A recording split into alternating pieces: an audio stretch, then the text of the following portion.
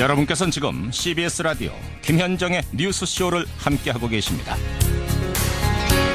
박범신 작가의 베스트셀러죠. 촐라체. 여러분 잘 아실 겁니다.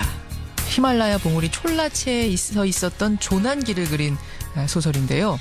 그 소설의 실제 주인공은 에베레스트, K2, 안나푸르나, 히말라야 이 8,000m 고봉들을 7개나 오른 세계적인 암벽 등반가죠. 박정헌 대장입니다.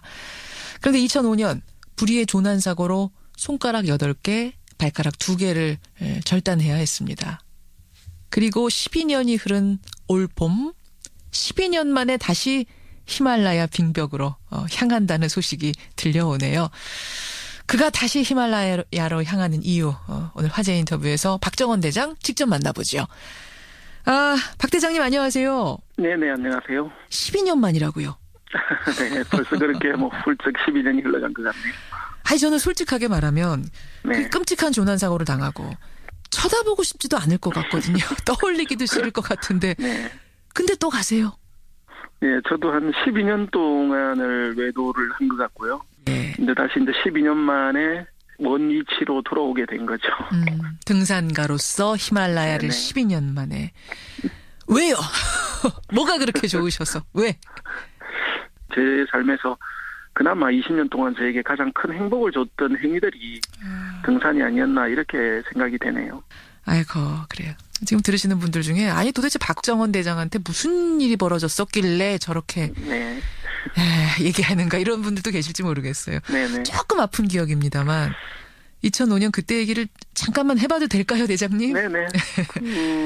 촐라체라는 산은 에베레스트에서 약 한 15km 정도 떨어져 있거든요. 촐라체란 이제 고봉인 거죠, 거기도 히말라야. 네네, 6,440m인데 난이도적으로 봤을 때 가장 최고의 전문가들이 선호하는 산들이라고 보면 돼요. 촐라체가. 예, 1,800m의 수직 고도를 가진 75도 경사도를 지닌 산이에요. 야. 근데 벽이라고 봐야죠. 예. 마이너스 한 30도의 혹한 속에서 3개월 동안 겨울에는 특히 햇빛이 이렇게 들지 않아요. 그럼 적어도 10도에서 15도 정도 추위 속에서 등반을 하는 거거든요. 예.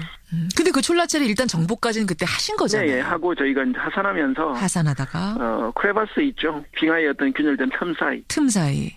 예, 그 사이에 이제 두 사람이 그 크레바스대에서는 로프를 묶고 지나가게 되는데 큰 크레바스 있으니까 조심해. 근데 그 순간 이미 후배는 크레바스 속으로 빠져들고 있었고요. 아이고. 예, 저는 한순간 제가 가지고 있던 얼음 지팡이를 얼음바닥에 내리치면서 예, 정말 한순간 우당탕탕하면서 내 모든 인생의 어떤 슬라이드 필름이 흘러가는 것 같거든요. 한순간이죠. 그리고 정신을 차린 후에 끊임없이 후배를 부르기 시작했고요. 예. 정말 다행히 후배는 살아 있었고요. 기적적으로. 불렀더니 답을 해요. 예, 무려 23m를 떨어진 거예요. 그것도 시간이 거의 2시간이 다 지난 이후에 이제 로프를 끊어야 되겠다고 생각했을 때 왜냐하면 내 자신마저도 이 빙하 위에 그냥 있는다는 그 자체는 견딜 수 없는 추위거든요. 영하 30도의 혹한. 네, 영하 30도 상상해 보십시오, 여러분. 이미 3박 4일 동안 저는 하루에 500칼로리밖에 섭취하지 않아요. 아이고. 우리는 필사의 탈출을 감행했고요. 그렇죠. 두 다리가 골절된 후배와 그다음 저 역시 마찬가지로 갈비와 오른쪽 어깨가 탈골된 상태에서. 왜냐면 버텨야 됐으니까. 그 로프에 그렇죠. 한 7, 80kg이 나가는 그 남자 후배를 매달고 버티신 거 아니에요? 2-3시간. 네, 그럼요. 그리고 거기서부터 폭설 속에서 2박 3일 동안을 이제 기어서 내려오게 되는 거죠. 그런 거죠. 그 과정에서 이제 몸이 상한 그렇게 거죠. 돌아왔지만은 3개의 발가락과 8개의 손가락의 첫째 마디와 둘째 마디를 절단했죠. 동상으로 절단할 수밖에 없는 상황이 된. 그런 상황이면 사실 나라도 둘 중에 하나는 살아야 하지 않겠느냐. 그럼 로프를 끊었어도 누가 뭐라고 할 사람은 없는데 그걸 끊지 않고 2시간을 버티면서 사투한 왜 그랬나? 이런 질문.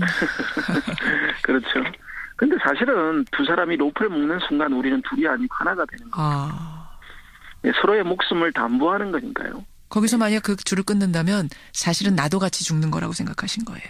네, 그렇죠. 그랬어요. 결국 그렇게 해서 그 지옥 속에서 살아오고 물론 손가락 발가락은 잃었지만 파트너를 구한 내 반 목숨을 또 구해내신 거예요. 그렇죠. 근데 사실은 이제 등반하는 분한테 손가락 잃고 발가락 잃고 더 이상 등산 못한다는 얘기로 절망적인 상황으로 들리거든요. 예, 많은 사람들이 그렇게 생각하고 저 역시도 마찬가지였죠, 처음에는. 근데 제가 철이 없나 봐요. 좀 철이 안 들어서 그랬나 봐요. 왜요? 다시 12년 만에 이렇게 클라이밍을 하고 있으니까요. 철이 안 들어서 다시 그 산이 그리워지신 거예요. 뭐 사람들은 자신의 어떤 아픔을 가장 숨기려고 하잖아요. 예. 예, 근데 저는 제 삶에서 그렇게 아팠던 그 시간들이 항상 가장 귀중한 시간이었고 새로운 에너지를 발휘할 수 있는 신목과도 같은 그런 시간이었다고 그렇게 생각을 해요. 아팠던 그 시간이 네네. 오히려. 그 시간이 없었다면 다시 산으로 가지도 못했을 거잖아요. 참.